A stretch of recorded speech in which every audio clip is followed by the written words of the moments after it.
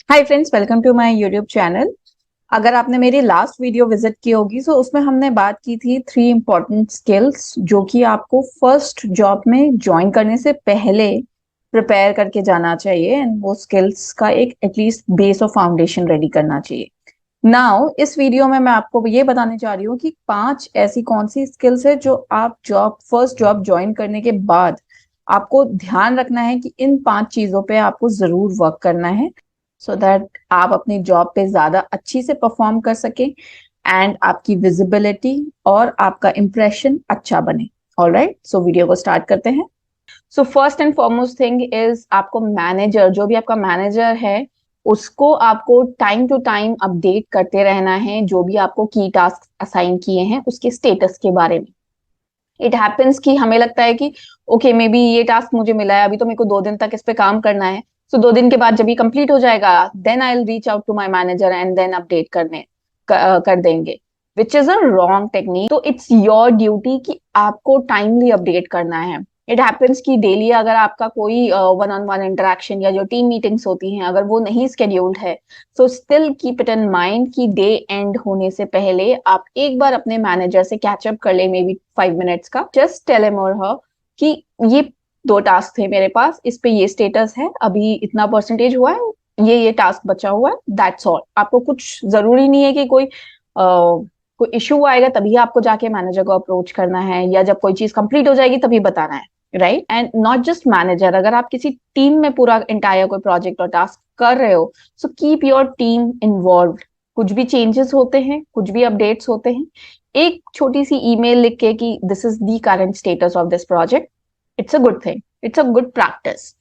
So move on करते हैं next point की तरफ, विच इज कनेक्ट और नेटवर्किंग स्किल्स जिसे कहते हैं। This is normally for people जो बहुत शाय होते हैं या इंट्रोवर्ट होते हैं, जो जनरली अपनी ही टीम में या अपने ही डिपार्टमेंट के लोगों से के साथ इंटरेक्ट करते हैं। बट एज एन एम्प्लॉय ये बहुत इंपॉर्टेंट है कि आपको हर डिपार्टमेंट में कौन किस चीज के लिए रिस्पॉन्सिबल है, एटलीस्ट इंपॉर्टेंट फोक्स वो आपको पता होना चाहिए और at least they should know you कि आप किस टास्क को कर रहे हैं या आप क्या वर्क कर रहे हैं कंपनी में। सो इट्स गुड, जो भी आपके ब्रेक्स मिलते हैं, लंच ब्रेक्स हो या वॉट एवर, आप कभी ना कभी जाके इंटरेक्ट जरूर करें किसी ना किसी टीम मेंबर से, डिफरेंट डिपार्टमेंट्स में, डिफरेंट टीम्स में। It's a good practice so that people should know you कि आप कंपनी में हैं and this is what you are responsible for. Now the third thing is always ask for feedbacks.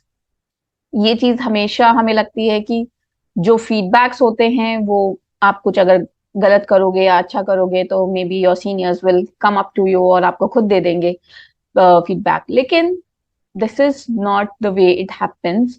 आपकी खुद की लर्निंग के लिए, आपके खुद के प्रोग्रेस के लिए, लेट्स से अगर कोई भी आपने टास्क कंप्लीट किया, क्योंकि आप नए हो ऑब्वियसली आपको लगेगा कि आपने अपनी साइड से 100% दिया है, बट एज अ सीनियर वो आपके टास्क को क्या देख रहा है, क्या आपने मिस्टेक्स की है, इट्स ऑलवेज गुड कि उनका पॉइंट ऑफ व्यू आप ले लो।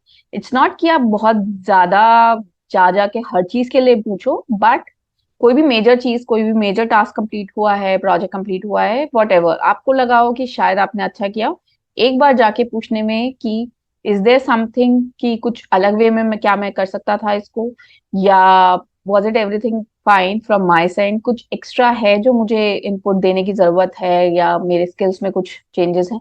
सो कभी ना कभी आप जाके खुद से अप्रोच करके अगर ये कॉन्वर्जेशन अपने सीनियर्स के साथ करेंगे, मे बी मैनेजर और मे बी जो भी आपकी टीम में सीनियर्स हैं, तो it's going to help you as a professional, right. और ये आप अगर फर्स्ट जॉब से ही ऐसी आदत डाल लेंगे तो ये बहुत ही आपको हेल्प करने वाला है। Now the fourth point important point है, आप किसी भी कंपनी में किसी पर्टिकुलर बिजनेस के लिए वर्क कर रहे हो, सो ये बहुत जरूरी आता होता है कि आप शुरू के ही कुछ मंथ्स में एंटायर बिजनेस की वर्किंग को समझ ले। इट्स नॉट नेसेसरी कि आप सिर्फ फिनेंस में हो या मे बी कोई सिंपल, मे बी एक छोटे से वर्टिकल को आप मैनेज कर रहे हो तो आपको वर्टिकल के बारे में पता है, which is fine, but business understanding आपको बहुत हेल्प करने वाली है। आप पूरी ओवरऑल कंपनी की साइकिल को समझ पाओगे कि किस वे में कंपनी ऑपरेट करती है, वो बिजनेस क्या है, कैसे रन करता है, एंड आपका एग्जैक्टली जो वर्टिकल है या डिपार्टमेंट है या आपका रोल है एग्जैक्टली वो कहाँ फिट इन करता है। ये अंडरस्टैंडिंग आपको बहुत हेल्प करेगी, क्योंकि कभी भी हो सकता है आई मीन सिर्फ एक आपके वर्क के लिए तो हेल्प करेगी, बट आप कभी भी अगर किसी सीनियर से इंटरेक्ट कर रहे हो तो आपके पास सजेशंस होंगे। अगर किसी हाई लेवल प्लेटफॉर्म में कोई डिस्कशन चल रहा है, अगर आपको पता ही नहीं है कि इस बिजनेस में ये वर्टिकल करता क्या है या कितना इंपॉर्टेंट रोल है, तो आपके पास ना कोई इनपुट होगा, ना कोई सजेशंस आएंगे। तो आपको वर्किंग ही नहीं पता है तो आप कैसे अपने वर्क को भी इम्प्रूव कर पाओगे, या बिजनेस को या कंपनी को किस तरह से हेल्प कर पाओगे। एंड अल्टीमेटली आपकी खुद की ग्रोथ इस पे डिपेंड करती है कि आप कितने नॉलेजेबल हो। सो इनिशियली फर्स्ट 2-3 मंथ्स आप बिजनेस को बहुत अच्छी से समझ सको। जो भी आपको पर्सन लग रहा है कंपनी में नॉलेजेबल है या उसको बहुत अच्छी अंडरस्टैंडिंग है, उनके साथ थोड़ा टाइम स्पेंड करो, उनसे बातें करो, उनसे समझो कि ये बिजनेस कैसे चल रहा था, किस वे में ऑपरेट कर रहा था, क्या इंपॉर्टेंट की चेंजेस बिजनेस में हुए हैं, एंड उसका बैकग्राउंड क्या था कि क्यों हुए हैं, सो दैट आपको एक अंडरस्टैंडिंग अच्छी मिल जाए। Now last important point, raise your hand.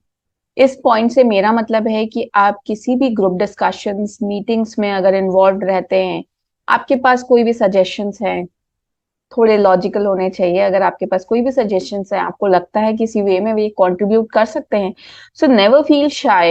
At least आपको अपने पॉइंट्स सामने रखने चाहिए।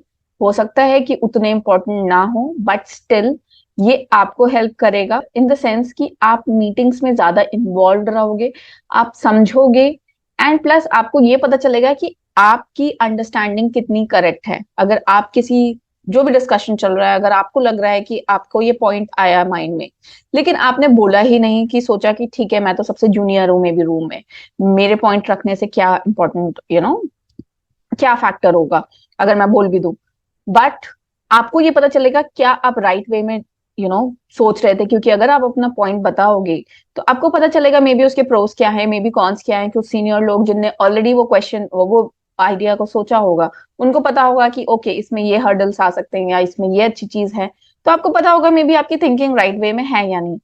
This is one advantage. Second advantage is at least people will come to know that how you are as a professional in terms of are you a logical thinker or not, because ये एक बहुत important होता है to evaluate your performance as an individual, not just कि आपको कोई task दिया है आप बस उसके output दे रहे हो and that's all, this is all only your work. No, आपके evaluations हर समय होते हैं। आप किसी meetings में हो या कहीं पर भी हो, आपसे कोई क्वेश्चन हो रहा है, कोई डिस्कशन हो रहा है, अगर आप अपना पॉइंट फॉरवर्ड नहीं रखते हो, so it will come across as it may be आप या तो केयर नहीं करते हो, मे बी या आपकी अंडरस्टैंडिंग उतनी ग्रेट नहीं है जिस भी टॉपिक पे डिस्कशन चल रहा है, और maybe as an individual you are not really bothered और कंसर्न कि क्या चल रहा है कंपनी में।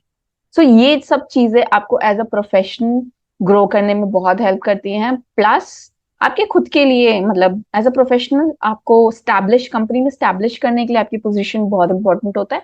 एंड प्लस आपको खुद को हेल्प करेगा, आप प्रोफेशनली खुद ग्रो करोगे। ऑलराइट, तो ये पॉइंटर्स थे जो कि आपको फर्स्ट जॉब के लिए प्रिपेयर करेंगे। सो मिलते हैं नेक्स्ट वीडियो में, तब तक के लिए बाय बाय।